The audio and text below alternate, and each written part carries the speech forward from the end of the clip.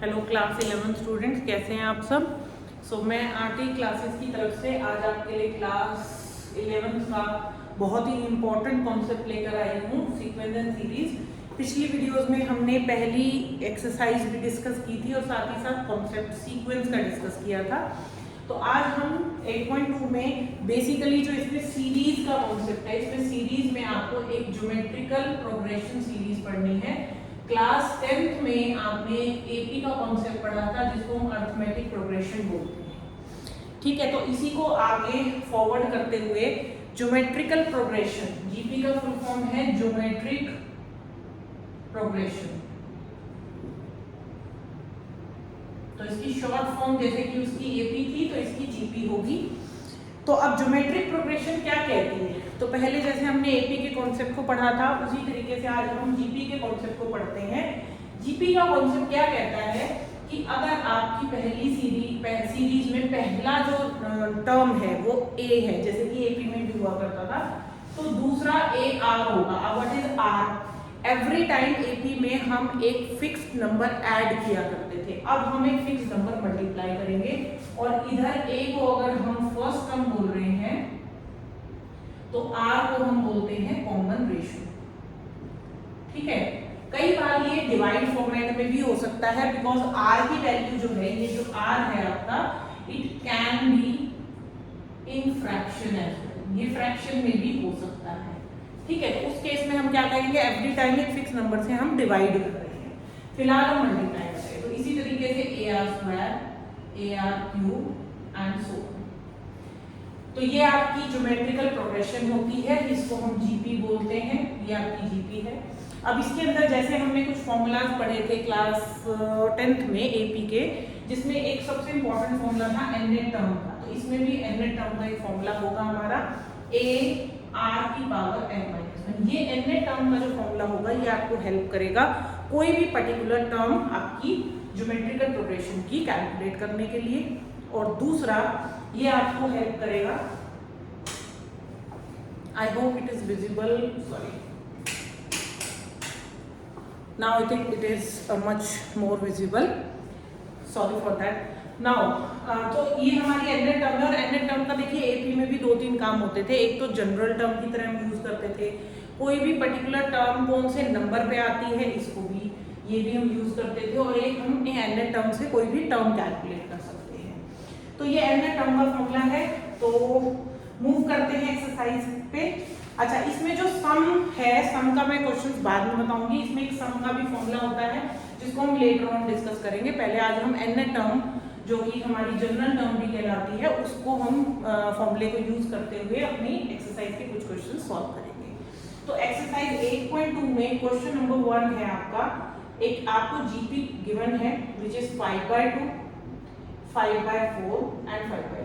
अच्छा, एक चीज और इम्पोर्टेंट मैं यहाँ बता देती हूँ कि एननेट टर्म निकालते टाइम कई बार आपको आर कैलकुलेट करना पड़ेगा, जैसे कि कॉमन डिफरेंस निकाला करते थे, तो इसी तरीके से यहाँ पर भी सेकंड टर्म को डिवाइड कर देंगे फर्स्ट टर्म से, या फिर आप इसको ऐसे लिख सकते हैं कि a2 डिवाइडेड बाय a1 जब हम करते हैं तो कॉमन रेशियो हमारे को मिल जाता है। तो जैसे कि उसमें सब्ट्रैक्ट होता था तो इसमें क्या हो जाएगा, डिवाइड हो जाएगा। तो वही कॉन्सेप्ट यहाँ पर लगाएंगे।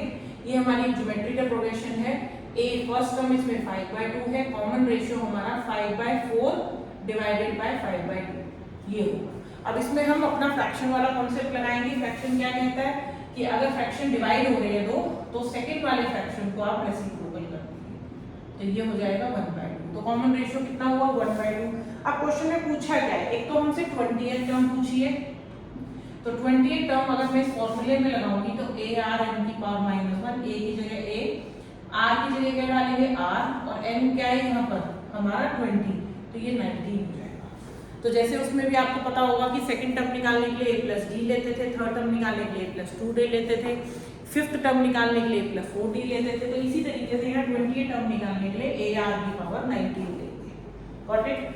तो अब इसमें a और b डाल देते, a और r डाल देते हैं। a की जगह पर हम डालेंगे 5/2, r की जगह डालेंगे 1/2 होल पावर 19। अब 1/2 की होल पावर 19 आपको सॉल्व नहीं करनी है, थोड़ा सा सिंप्लीफिकेशन बता देती हूँ। क्या होगा कि 5/2 है ये, और इसको हम लिखेंगे 1/2 की पावर 19, बिकॉज 1 की पावर 19 हम कर सकते हैं बट 2 की पावर 19 नहीं करेंगे।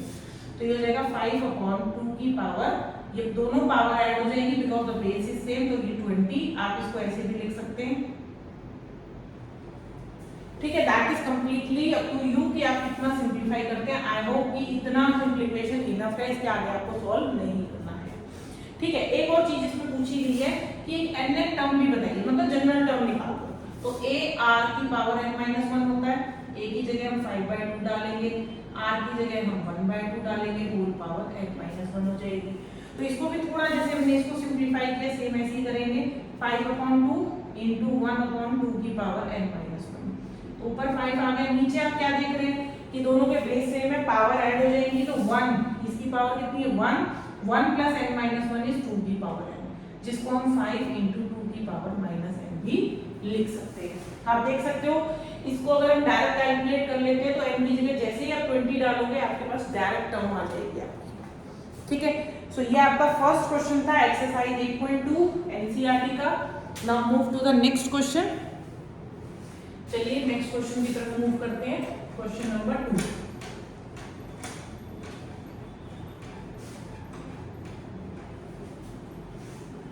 आपका नेक्स्ट क्वेश्चन ये कह रहा है कि आपकी 12th टर्म आपको निकालनी है, this is question number 2। 12th term आपको कैलकुलेट करनी है, 8th टर्म जो है वो 1/2 है और रेशियो जो है वो 2, कॉमन रेशियो, इसको कॉमन रेशियो बोलते हैं, जैसे कॉमन डिफरेंस बोला करते थे, that is common ratio. So A8 equal to 192, तो A8 का मतलब क्या होता है, AR की power 7 equal to 192, right. R की जगह पे हम क्या डालेंगे वैल्यू, A तो हमें पता नहीं है तो हम R की जगह 2 वैल्यू डाल देंगे, तो ये हो गया 192। तो A is equal to हो गया 192 डिवाइडेड बाय 2 की पावर 7। अब यहाँ थोड़ा सिंप्लीफाई करना जरूरी है क्योंकि फर्स्ट टर्म अगर इतनी खतरनाक आएगी तो हम आगे कैलकुलेशन कैसे करेंगे, इसीलिए 192 डिवाइडेड बाय, इसको मैंने 2 into 2 into 2 खोल लो जैसी आपकी इच्छा है, तो 1 2 3 4 5 6 और 1 ये 7, जितना ज्यादा कैलकुलेट कर लेंगे इसको। देखिए 2 से कैंसिल आउट कर रही हूँ मैं, 2 9 18, 2 6 12, फिर 2 से कैंसिल 2 4 8, 2 8 16, फिर 2 से कैंसिल 24, फिर अगेन 2 से कैंसिल 12, फिर 2 से कैंसिल 6, फिर इस 2 से कैंसिल 3, तो आंसर आएगा आपका बेटा 3/2। तो आपकी फर्स्ट टर्म क्या है 3/2, ठीक है। अब आपको A12 अगर निकालना है तो A R की पावर 11 होगा, A का मतलब कितना है 3/2, R का मतलब कितना है 2 की पावर कितनी 11, तो ये हो जाएगा 3 into 2 की पावर 11। अब नीचे देखिए क्या है, पावर 1 है तो माइनस हो जाएगी, तो 3 into 2 की पावर 10। यहाँ आपकी इच्छा है, अगर आप इसके अंदर 2 की पावर 10 करना चाहते हैं तो कर सकते हैं, otherwise you can leave it as it is, ठीक है। बहुत लंबी कैलकुलेशन रिक्वायर्ड नहीं होती है। अगर आपको लग रहा है कि it will take more time तो you can give an answer in exponential. Now move to the third question. चलिए थर्ड क्वेश्चन की तरफ मूव करते हैं।